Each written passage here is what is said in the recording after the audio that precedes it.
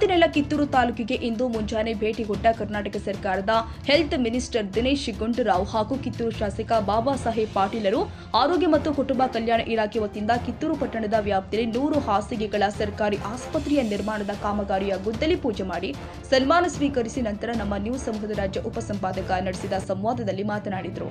ಇದೇ ಸಂದರ್ಭದಲ್ಲಿ ಕಿತ್ತೂರು ತಾಲೂಕಿನ ಪೂಜ್ಯ ಶ್ರೀಗಳು ಆದ ಶ್ರೀ ಮಡಿವಾಳ ರಾಜ ಯೋಗೀಂದ್ರ ಸ್ವಾಮೀಜಿ, ನಿಚ್ಚನಕಿ ಸ್ವಾಮೀಜಿ ಹಾಗೂ ವಿಭಾಗೀಯ ನಿರ್ದೇಶಕರು ಆದ ಶಿಲ್ಪಾ ದೊಡ್ಡಮನಿ ಸೇರಿ ಜಿಲ್ಲಾ ಹಾಗೂ ತಾಲೂಕು ಆರೋಗ್ಯ ಅಧಿಕಾರಿಗಳು ಉಪಸ್ಥಿತರಿದ್ದರು. ಇದೇ ಸಂದರ್ಭದಲ್ಲಿ ಪ್ರಶ್ನೆಗಳಿಗೆ ಉತ್ತರಿಸಿದ ಕಿತ್ತೂರು ಶಾಸಕ ಬಾಬಾ ಸಾಹೇಬ್ ಪಾಟೀಲರು ಡಿನ್ನರ್ ಪಾಲಿಟಿಕ್ಸ್ ಬಗ್ಗೆ ಮಾತನಾಡಿದ್ದಾರೆ.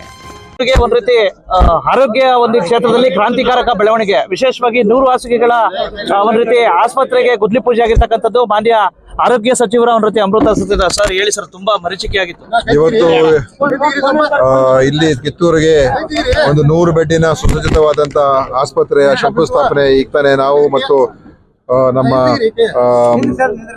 ಬಾಬಾ ಸಾಹೇಬ್ ಪಾಟೀಲ್ ಅವರು ಇಬ್ಬರು ಸೇರಿ ಮಾಡಿದ್ದೀವಿ. ಇಲ್ಲಿ ಬಹಳ ಒಂದು ಒಳ್ಳೆ ಉತ್ತಮ ದರ್ಜೆಯ ಒಂದು ಆಸ್ಪತ್ರೆ ಬರ್ತದೆ.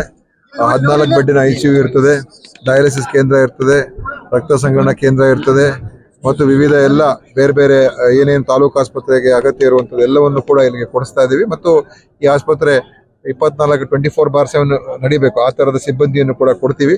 ಅದರಿಂದ ಖಂಡಿತ ಕಿತ್ತೂರಿಗಿದು ಏನಿಲ್ಲಪ್ಪ, ಸುಮ್ಮನೆ ಅವೆಲ್ಲ ಏನು ಆ ಥರದ್ದು ಏನಿಲ್ಲ, ಮೊಟ್ಟೆ ತಿನ್ಬೋದು, ಅದು ಯಾವುದೋ ಒಂದು ಯೂಟ್ಯೂಬ್ ಬಂದಿರೋದಕ್ಕೋಸ್ಕರ ಅದು ಬಹಳ ದೊಡ್ಡ ಸುದ್ದಿ ಆಗಿದೆ. ಆದ್ರೂ ಕೂಡ ಅದು ಯಾವುದೋ ಒಂದು ಕಂಪನಿದು, ಅದನ್ನು ನಾವು ಪರೀಕ್ಷೆ ಮಾಡಿಸ್ತಾ ಇದ್ದೀವಿ. ನಂತರ ವರದಿಯನ್ನು ಕೊಡ್ತೀವಿ. ಆದರೆ ಹೊಟ್ಟೆಯಲ್ಲಿ ಯಾವುದೇ ರೀತಿಯ ಸಮಸ್ಯೆ ಏನಿಲ್ಲ, ತಗೊಳ್ಳೋರೆಲ್ಲ ತಗೊಳ್ತಾ ಇರ್ಬೋದು, ಏನು ಆತಂಕಕ್ಕೆ ಒಳಗಾಗ್ಬೇಡಿ. ನೋಡಪ್ಪ, ಇದೆಲ್ಲ ಸಿದ್ದರಾಮಯ್ಯ ಸಾಹೇಬ್ರೆ ಹೇಳಿದ್ದಾರೆ. ಮತ್ತೆ ನಾವೆಲ್ಲ ಪದೇ ಅದ್ರ ಉತ್ತರ ಕೊಡೋದೇನು ಅರ್ಥ ಏನಿಲ್ಲ. ನಮ್ಮ ನಾಯಕರು ಸಿದ್ದರಾಮಯ್ಯ ಅವ್ರು ಏನ್ ಹೇಳಿದ್ರೆ ಅದೇ ನಮ್ದು ಕೂಡ ಅಷ್ಟೇ. ನೋಡಿ, ಈ ತರ ಹೆಸರನ್ನ ಯಾಕೆ ಬದಲಾಯಿಸಬೇಕು?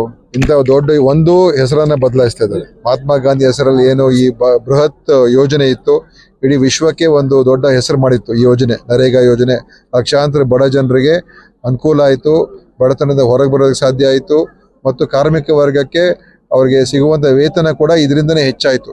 ಆಯ್ತಾ? ಇದು ದೊಡ್ಡ ಒಂದು ಒಳ್ಳೆಯ ಕಾರ್ಯಕ್ರಮ. ಇದನ್ನ ಒಂದು ಹೆಸರನ್ನ ಅಂದ್ರೆ ಮಹಾತ್ಮ ಗಾಂಧಿ ಅವರ ಹೆಸರನ್ನ ಯಾಕೆ ತೆಗಿತಾ ಇದ್ರು ನನಗೆ ಅರ್ಥ ಆಗ್ತಾ ಇಲ್ಲ. ಅಂದ್ರೆ ಎಲ್ಲೊಂದ್ ಕಡೆ BJP RSSಗೆ ಯಾವಾಗಲೂ ಕೂಡ ಇತಿಹಾಸ ನೋಡಿದ್ರೆ ಮಹಾತ್ಮ ಗಾಂಧಿ ಬಗ್ಗೆ ಅವ್ರಿಗೆ ಯಾವತ್ತೂ ಕೂಡ ಅಭಿಮಾನ ಇರಲಿಲ್ಲ. ಆದ್ರೆ ಸುಮ್ಮನೆ ಎಲ್ರಿಗೂ ಮುಂದೆ ಹೇಳಕ್ಕಾಗಲ್ಲ ಅಂತ ಹೇಳಿ ತೋರ್ವಿಕೆಗೋಸ್ಕರ ಮಹಾತ್ಮ ಗಾಂಧಿ ಹೆಸರು ಹೇಳ್ತಾರೆ ಹೊರತು ನಿಜವಾಗ್ಲೂ ಅವ್ರಿಗೆ ಅಭಿಮಾನ ಇಲ್ಲ. ಎರಡನೇದು, ಈ ಯೋಜನೆ ನಿಷ್ಕ್ರಿಯ ಮಾಡ್ತಾ ಇದ್ದಾರೆ. ಯಾಕಂದ್ರೆ ಪೂರ್ತಿ ಕೇಂದ್ರ ಸರ್ಕಾರ ಕೊಡ್ತಕ್ಕಂಥ ಒಂದು ಯೋಜನೆ ಆಗಿತ್ತು. ಈಗ 60-40 ಅಂತ ಮಾಡಿ ಇದು ರಾಜ್ಯ ಸರ್ಕಾರಗಳು ಮೊದಲೇ ಆರ್ಥಿಕ ಎಲ್ಲ ಅವ್ರಿಗೆ ಬೇಕಾದಷ್ಟು ಕಮಿಟ್ಮೆಂಟ್ ಇರ್ತದೆ. ಸೊ ಈ ಯೋಜನೆ ಅನುಷ್ಠಾನ ಆಗೋದ್ರಲ್ಲೂ ಕೂಡ ಸಂಪೂರ್ಣ ವಿಫಲ ಆಗೋಗ್ತದೆ. ಇದು ನಿಷ್ಕ್ರಿಯ ಮಾಡ್ತಾ ಇದ್ದಾರೆ. ಅತ್ಯಂತ ದುರುದ್ದೇಶದಿಂದ ಕೂಡಿರ್ತಕ್ಕಂಥ ಒಂದು ತೀರ್ಮಾನ ಇವತ್ತು ಕೇಂದ್ರ ಸರ್ಕಾರ ಮಾಡಿದೆ. ಇದು ಅವರು ಮರುಚಿಂತನೆ ಮಾಡಬೇಕು. ಇದ್ರ ಬಗ್ಗೆ ದೊಡ್ಡ ಹೋರಾಟ ಕಾಂಗ್ರೆಸ್ ಪಕ್ಷ ಮಾಡ್ತಾ ಇದೆ. ಡಾಕ್ಟರ್ಗಳು MBBS ಡಾಕ್ಟರ್ಗಳೆಲ್ಲ ಕೊಟ್ಟಿದ್ದೀವಿ. ಈಗ ಸುಮಾರು 1500 MBBS ಡಾಕ್ಟರ್ಗಳನ್ನ ನಾವು ಮೊನ್ನೆ ತಾನೇ ಎಲ್ಲ ಅಪಾಯಿಂಟ್ ಮಾಡಿದ್ವಿ. ಬಹುತೇಕ 90% ಇವತ್ತು MBBS ಡಾಕ್ಟರ್ಸ್ ಕೊರತೆ ಏನಿಲ್ಲ. ಬೇರೆದೆಲ್ಲ ಕಾಂಟ್ರಾಕ್ಟ್ ಮೇಲೆ ತಗೊಳ್ಳೋದು ಕೂಡ ನಮಗೆ ಪರ್ಮಿಷನ್ ಸಿಕ್ಕಿದೆ. ಅದನ್ನು ಕೂಡ ಮಾಡ್ತಾ ಇದೀವಿ. ಈ PG ಡಾಕ್ಟರ್ಸ್ ಕೂಡ ನಮಗೆ ಕೋರ್ಟ್ ಅಲ್ಲಿ ಒಂದು ಆದೇಶ ಇರೋದ್ರಿಂದ ಸ್ವಲ್ಪ ತಡೆ ಆಗಿದೆ. ಸೊ ಅದು ಕೋರ್ಟ್ ಆದೇಶ ಅದಾಗ್ಬಿಟ್ರೆ ನಮ್ಗೆ ಸುಮಾರು PG ಡಾಕ್ಟರ್ಸ್ ಕೂಡ ಸಿಕ್ಬಿಡ್ತಾರೆ. ಸೊ ಅದರಿಂದ ಅದನ್ನು ನೀಗಿಸುವಂತ ಕೆಲಸ ತುಂಬಾ ಮರೀಚಿಕೆ ಆಗಿತ್ತು, ತುಂಬಾ ಅನಿವಾರ್ಯವಾಗಿತ್ತು. ಒಂದು 100 ಹಾಸಿಗೆಗಳ ಒಂದು ರೀತಿ ಆಸ್ಪತ್ರೆ ಇವತ್ತು ಶಾಸಕರ ವಿಶೇಷ ಪ್ರಯತ್ನದಿಂದ ಇದಾಗಿದೆ. ಇದಕ್ಕೆ ಮುಖ್ಯ ಕಾರಣ ಆಗಿರ್ತಕ್ಕಂಥವ್ರು ನಮ್ಮ ಹೆಮ್ಮೆಯ ಶಾಸಕರಾಗಿರ್ತಕ್ಕಂಥ ಶ್ರೀ ಬಾಬಾ ಸಾಹೇಬ್ ಪಾಟೀಲ್ ಅವರು. ಸರ್ ನಮಸ್ತೆ. ವಿಶೇಷವಾಗಿ ಕಳೆದ ಬಾರಿ ಒಂದು ಆಸ್ಪತ್ರೆಗೋಸ್ಕರ ಪಾದಯಾತ್ರೆ ಮಾಡಿ ಹೋರಾಟ ಮಾಡಿದ್ರಿ. ಇಂಥ ಸಂದರ್ಭದಲ್ಲಿ ಮತ್ತೆ ಶಾಸಕರಾದ್ರೆ ಈಗ ವಿಶೇಷ ಪ್ರಯತ್ನ ಮಾಡಿ 100 ಹಾಸಿಗೆಗಳ ಬೆಡ್ ಇದಾಗಿದೆ. ಒಂದು ರೀತಿ ಎಲ್ಲೋ ಒಂದು ಕಡೆ ಸಾಕಷ್ಟು ಹೆಮ್ಮೆ. ಡೆಫಿನೆಟ್ಲಿ. ಯಾಕಂದರೆ ಕಿತ್ತೂರು ನಮ್ಮ ಕ್ಷೇತ್ರದ ಜನ, ಕಿತ್ತೂರು ತಾಲೂಕಿನ ಜನ ಇದು ಈ ಆಸ್ಪತ್ರೆ ಇದು ಪಟ್ಟಣದಲ್ಲಿ ಆಗಬೇಕು ಅನ್ನುವಂಥ ಒಂದು ಒಳ್ಳೆಯ ಉದ್ದೇಶಕ್ಕೆ ಹೋರಾಟ ಮಾಡಿದ್ದೆ. ಆ ಹೋರಾಟದಲ್ಲಿ ನಾನು ಕೂಡ ಒಬ್ಬ ಹೋರಾಟಗಾರನಾಗಿ ಭಾಗಿಯಾಗಿದ್ದೆ ಅವತ್ತಿನ ದಿವಸ, ಸುಮಾರು 3 ವರ್ಷಗಳ ಹಿಂದೆ. ತದನಂತರ ಸರ್ಕಾರ ಬದಲಾಯಿತು, ಶಾಸಕರು ಬದಲಾದ ಕೂಡ ನನ್ನ ರೆಸ್ಪಾನ್ಸಿಬಿಲಿಟಿ ಕೂಡ ಇತ್ತು. ಯಾಕಂದ್ರೆ ನಾನಾ ಹೋರಾಟದಲ್ಲಿದ್ದಂಥವನು ಈ ಪಟ್ಟಣದಲ್ಲಿ ಆಸ್ಪತ್ರೆಯನ್ನು ತೆರೆದಿದ್ದರೆ ಜನರಿಗೆ ಒಂದು ಮನೆ ಮಾತಾಡುವಂಥ ಪ್ರಸಂಗ ನಿರ್ಮಾಣ ಆಗ್ತಿತ್ತು. ಶಾಸಕನಾಗಿ ಒಂದು 2-3 ತಿಂಗಳಿಂದ ಬೆನ್ನು ಹೆಚ್ಚಿದಂಥವ್ರು ಈ ಪ್ರಪೋಸಲ್ಕ್ಕೆ. ಡೆಫಿನೆಟಾಗಿ ದಿನೇಶ್ ಗುಂಡೂರಾವ್ ಸಾಹೇಬ್ರೂ ಕಂದು ಆ ಸ್ಪಾಟಿಗೆ ವಿಸಿಟ್ ಮಾಡಿಸಿದ್ವಿ. ಅವರಿಗೂ ಮನಗೊಂಡು ಇದು ಸೂಕ್ತವಲ್ಲ ಈ ಜಾಗ ಹಾಸ್ಪಿಟಲ್ ಮಾಡಕ್ಕೆ ಅಂತ ಹೇಳಿದ್ರೆ ಯಾವುದಾದ್ರೂ ಒಂದು ಸೈಟ್ ಎಲ್ಲರಿಗೂ ಅನುಕೂಲ ಆಗುವಂಥದ್ದು ಆ ಸೈಟನ್ನು ಹುಡುಕಿ ತೊಗೊಂಬರ್ರಿ, ಅಲ್ಲಿ ಹಾಸ್ಪಿಟಲ್ ಅಲ್ಲೇ ಕಟ್ಟಲು ನಿರ್ಮಾಣ ಮಾಡಲು. ಮೊದಲಿದ್ದಂಥ ಒಂದು 50 ಹಾಸ್ಪಿಟಲ್ 50 ಬೆಡ್ದಿತ್ತು, ಸುಮಾರು 15 ಕೋಟಿಗೆ ಇತ್ತು. ಆಲ್ರೆಡಿ ಒಂದು 3 ಕೋಟಿ ರೂಪಾಯಿ ಖರ್ಚು ಮಾಡಿಬಿಟ್ಟಿತ್ತು. ಆ 3 ಕೋಟಿ ರೂಪಾಯಿ ಭರಪಾಯ ಮಾಡಿ ಮತ್ತು 33.5 ಕೋಟಿ ರೂಪಾಯಿಗೆ 100 ಹಾಸಿಗೆ ಆಸ್ಪತ್ರೆಯನ್ನು ಇವತ್ತು ಕಿತ್ತೂರಿಗೆ ಕೊಟ್ಟಿದ್ದಾರೆ. ಅದರ ಭೂಮಿ ಪೂಜೆ ಕೂಡ ಈಗ ಮಾನ್ಯ ಸಚಿವರು ಮಾಡಿ ಹೋಗಿದ್ದಾರೆ. ಈಗ ಉತ್ತರ ಕರ್ನಾಟಕದ ಬಗ್ಗೆ ಸಾಕಷ್ಟು ಚರ್ಚೆ ಆಗಬೇಕು ಅಂತ ಹೇಳ್ಬಿಟ್ಟು ಪದೇ ಪದೇ ಇದಾಗಿತ್ತು ಸರ್. ಈ ಬಾರಿ ಎಲ್ಲ ಶಾಸಕರು ಒಂದು ರೀತಿ ಎಲ್ಲ ಒಂದು ಕಡೆ ಪರಿಣಾಮಕಾರಿಯಾಗಿ ಚರ್ಚೆ ಮಾಡಿದ್ದಾರೆ. ಒಳ್ಳೆ ಚರ್ಚೆಯಾಗಿ ಉಳಿಯಿತು ಅಥವಾ ಏನಾದ್ರು ಅನುಷ್ಠಾನಕ್ಕೆ ಬರುತ್ತಾ ಸರ್? ನೋಡ್ರಿ, ಏನಾಗುತ್ತೆ ಅಂದರೆ ಚರ್ಚೆ ಡೆಫಿನೆಟ್ಲಿ ಉತ್ತರ ಕರ್ನಾಟಕ ಬಗ್ಗೆ ಸ್ವಲ್ಪ ನಿರ್ಲಕ್ಷ್ಯ ಭಾವನೆ ತೋರಿಸ್ತಾರೆ ಅನ್ನೋದು ಎಲ್ಲ ಶಾಸಕರ ಅಭಿಪ್ರಾಯ.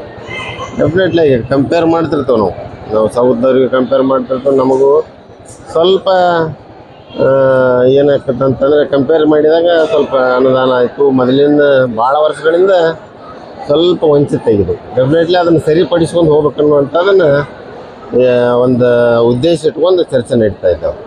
ಈಗ ಇನ್ನೊಂದು ಸುವರ್ಣ ಅಧಿವೇಶನ ನಡೀತಾ ಇದೆ, ಇಂಥ ಸಲ ಡಿನ್ನರ್ ಪಾಲಿಟಿಕ್ಸ್ ಸಿಕ್ಕಾಪಟ್ಟೆ ಇದಾಗ್ತದೆ ಸರ್. ಮೊನ್ನೆ ಡಿ ಕೆ ಶಿವಕುಮಾರ್ ಸಾಹೇಬರು ಮಾಡಿದ್ರು, ಮತ್ತು ನಿನ್ನೆ ಸತೀಶ್ ಜಾರಕಿಹೊಳಿ ಅವರು ಮಾಡಿದ್ರು. ಏನು ಡಿ ಕೆ ಶಿ ಅವ್ರು ನಡೆಸಿರ್ತಕ್ಕಂಥ ಡಿನ್ನರ್ ತಾವು ಭಾಗಿಯಾಗಿದ್ರು ಸರ್? ಎಲ್ಲರಲ್ಲಿ ನಿನ್ನೆ ದಿನೇಶ್ ಅವ್ರಿಗೆ ಎಲ್ಲರೂ ಹಾಗೇನಿಲ್ಲ, ಪರ್ಟಿಕ್ಯುಲರ್ಲಿ ಯಾರು ಡಿ ಕೆ ಶಿವಕುಮಾರ್ ಆಗೋದು ಅಥವಾ ಅದು ಭಾಳಷ್ಟು ಮಂದಿ ಸಚಿವರು ಉತ್ತರ ಕರ್ನಾಟಕಕ್ಕೆ ಬಂದಾಗ ಅವ್ರಿಗೊಂದು ಏನೋ ಎಲ್ಲರೂ ಆ ಕಡೆ ಸೌತ್ ಅವ್ರು ಇರ್ತಾರೆ, ಅವ್ರಿಗೊಂದು ಏನೋ ಅವಧಾನ ಕೋಟ ಕೊಡೋಣ ಅಂತ ಕೊಡ್ತಿರ್ತಾರೆ. ತಾವು ಏನಾದ್ರು ಭಾಗಿಯಾಗಿದ್ರು ಅಂತ? ಎಲ್ಲ ಕಡೆ ಯಾಕನ್ನ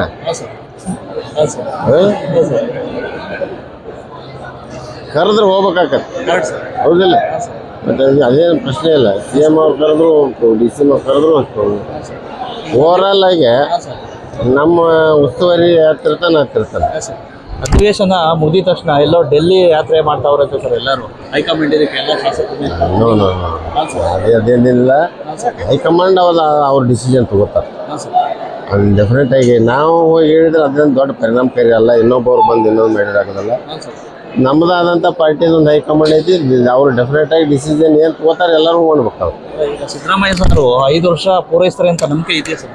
ಅವ್ರು ಪೂರೈಸ್ತಾರೋ ಏನು ಮುಂದುವರಿತಾರೋ ಅದ್ರ ಬಗ್ಗೆ I don't want to comment.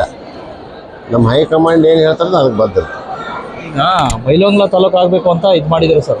ಒಂದು ಸುದ್ದಿ ಇದೆ ಸರ್, ಬೈಲಹೊಂಗಲಕ್ಕಿಂತ ಸಾಕಷ್ಟು ಐತಿಹಾಸಿಕವಾಗಿರ್ತಕ್ಕಂಥದ್ದು ಕಿತ್ತೂರು ಹೆಸರಿದೆ ಸರ್. ಬೈಲಹೊಂಗಲ ತಾಲೂಕು ಸರ್, ಬೈಲಹೊಂಗಲ ಜಿಲ್ಲೆ ಆಗಲಿ ಸರ್, ಬೈಲಹೊಂಗಲ ಜಿಲ್ಲೆ ಆಗಲಿ, ಬಟ್ ಕಿತ್ತೂರು ಹೆಸರು ಇಡ್ಲಿ ಅಂತ ಹೇಳ್ಬಿಟ್ಟು ಒತ್ತಾಯ ಇದೆ ಸರ್. ಅದು ಮೊದಲು ಮಾಡಿ ಆಮೇಲೆ ಕೈ ಎತ್ತು. ಹಾಂ ಸರ್.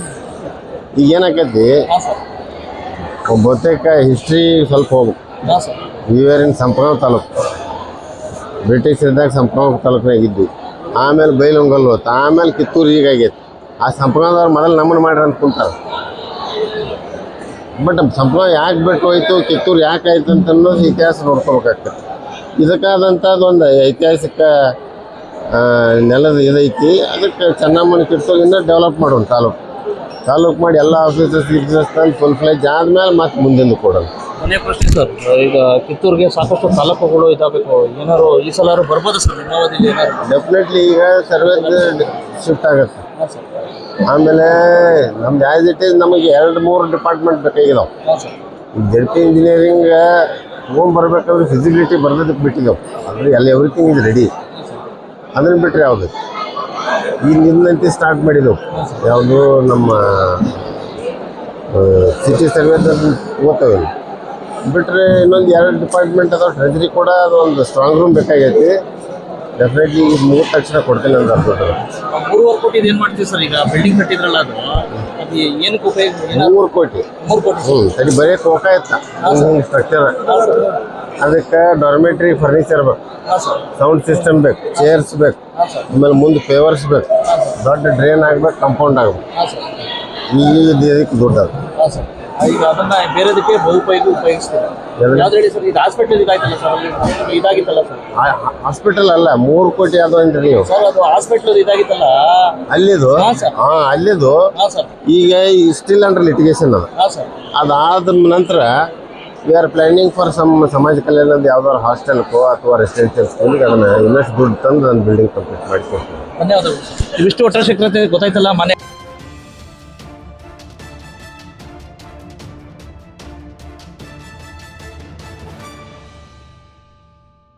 ಈ ವಿಡಿಯೋ ನಿಮಗೆ ಇಷ್ಟವಾದರೆ ಲೈಕ್ ಮಾಡಿ. ಇನ್ನಷ್ಟು ಹೀಗೆ ಆಸಕ್ತಿದಾಯಕ ವಿಡಿಯೋಗಳನ್ನು ಪಡೆಯಲು ನಮ್ಮ NTV ನ್ಯೂಸ್ ಚಾನೆಲ್ ಅನ್ನು ಸಬ್ಸ್ಕ್ರೈಬ್ ಮಾಡಿ. ಪಕ್ಕದಲ್ಲಿ ಇರುವ ಬೆಲ್ ಐಕಾನ್ ಅನ್ನು ಒತ್ತಿ. ನಿಮ್ಮ ಬೆಂಬಲವೇ ನಮಗೆ ಸ್ಫೂರ್ತಿ.